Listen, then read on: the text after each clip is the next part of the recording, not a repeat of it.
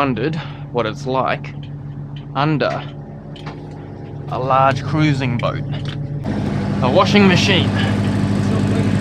We have a generator running at the moment. Here we have one of the 500 horsepower Cat engines and a monster turbo. Over here we have a 1300 litre diesel fuel tank, and over here we have the same thing again. Another motor, another fuel tank. This is what it sounds like when they're running at idle. And if you're wondering what this is the exhaust pipe. Check it out. We have a desal unit which turns salt water into fresh water, and all the filters here. So we got all the fresh water we need.